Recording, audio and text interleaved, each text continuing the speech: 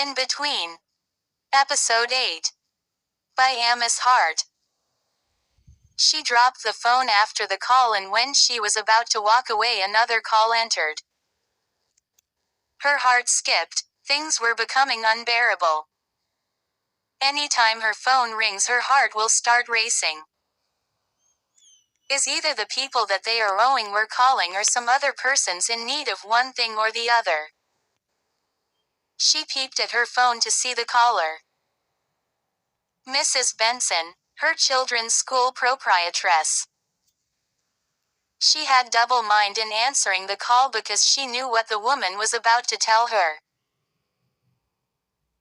She finally picked up the phone, and after few exchange of pleasantries, the woman reminded Veronica that the children's fees were long due for renewal. Mrs. Benson said to her that she had been patient all this while because the kids have never owned a dime in the past, and is quite surprising that the debt was rising, and she had sent messages which she never got a reply. She called severally since last term to the present one, and despite all the promises, nothing was done. They haven't paid for last term, and this present term was almost coming to an end, yet no payment.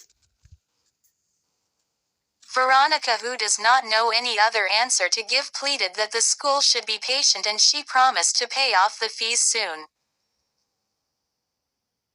Mrs. Benson agreed, but asked her to hurry because after next term and the money is not cleared, then she will have no choice than to ask her to withdraw the kids. Veronica replied that it haven't gotten to that.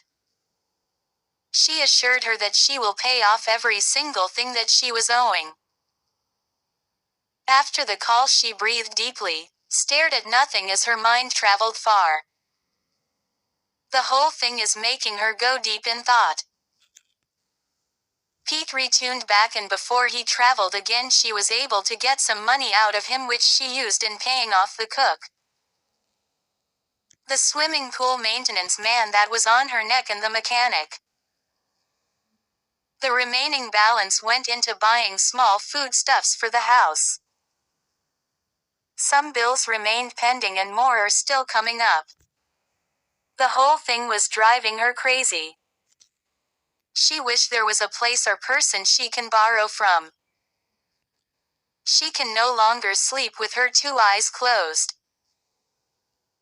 The mistake she probably made in the past was not having enough savings or secretly set up a business because of times like this. She would have still be a housewife and have something running in her name. She only need to employ able hands to supervise the business on her behalf. She had such opportunity severally, those days that Pete would drop or transfer enough money for upkeep and other expenses. She used to have some savings, but she gradually spent the whole money during the early days that Pete wasn't dropping enough money like before. She paid some of the bills, even some domestic workers, from her savings, but as each month comes by, more debt pops up, and she was back to having nothing except to depend on Pete for everything. Pete have been gone for 6 weeks and hardly takes her call because he felt the only reason she calls was to whine and complain about bills.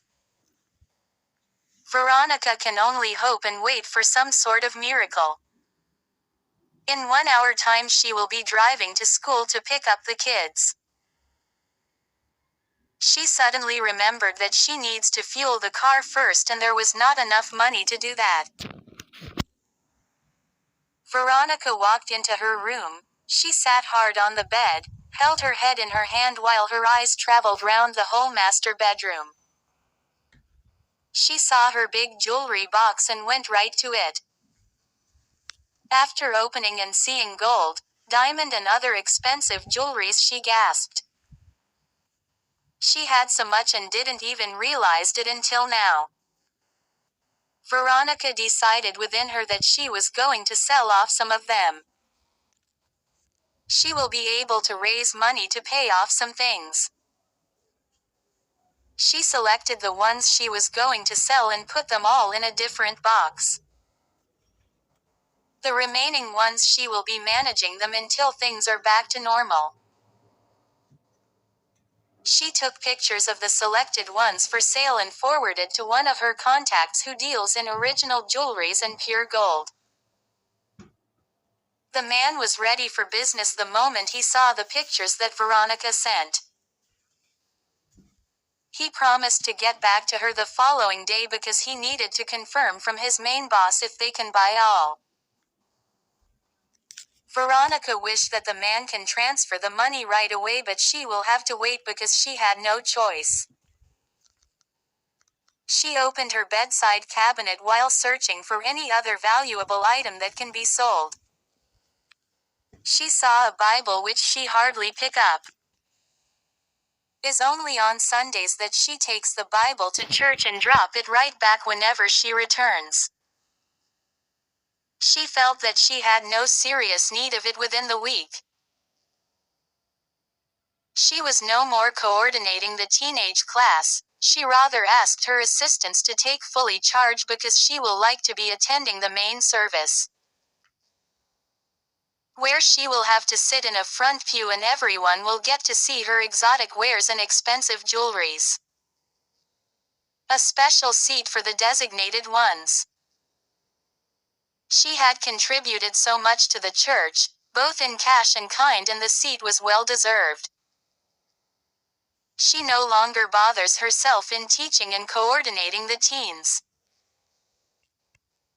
The pastor had once asked her to please return to being the teen teacher, but she told the pastor that she was still their teacher. The only difference was that she will be monitoring them from afar, while her two assistants will do the major talking and guiding. She thinks the church equally needs her, and she did not want to be limited just in the teen class. Veronica picked up the Bible. She can't remember the last time she studied the Word. It has become a Sunday thing only, and it doesn't supposed to be so. Mrs. Benson said to her that she had been patient all this while because the kids have never owned a dime in the past, and is quite surprising that the debt was rising, and she had sent messages which she never got a reply. She called severally since last term to the present one, and despite all the promises nothing was done.